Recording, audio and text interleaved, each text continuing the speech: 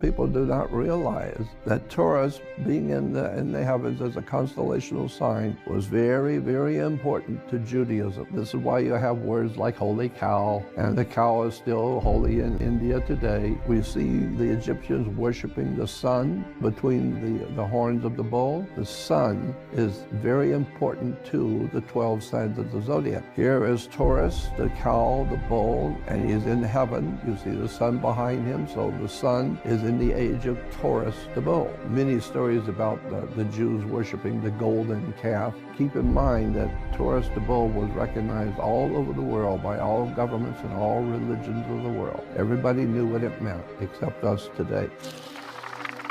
Today we have Christians all over the world. When we see on television, Christian TV, Christians are raising their hand in the same symbolism as the ancient Egyptians, Babylonians, Sumerians. All the ancient peoples realized that no one's ever seen God, and perhaps no one's ever going to see God. So what we can deduce about God or Creator is from the things made. So consequently, the sun became the most important thing God has ever made, so to speak. All over Egypt with the people raising their hands. When the raising of the hands, this was done back in Sumerian times, Babylonian, Phoenician, Canaanite. And the more we change, the more we stay the same. You need to look at where things came from. The brain is like a parachute. It doesn't work very well if it's not open.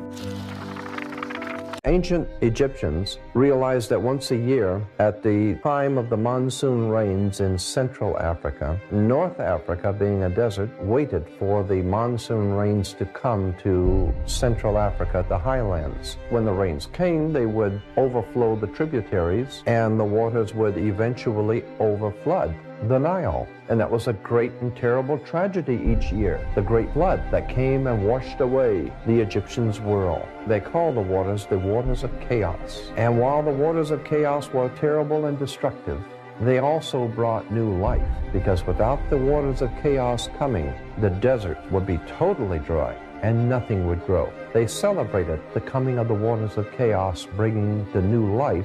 They called that celebration in Egypt the Arca Noah. The Arca Noah celebration was the coming of the great flood that washed away the old world and brought new life, and therefore Egypt was born again. When you say Jews are God's chosen people, no, they picked one God, so they're the worshiper of one God. Yeah, but there's 14 others you didn't mention. The Jews were not monotheistic, they were henotheistic. Henotheistic means choosing one God from a group. Of several. Of several.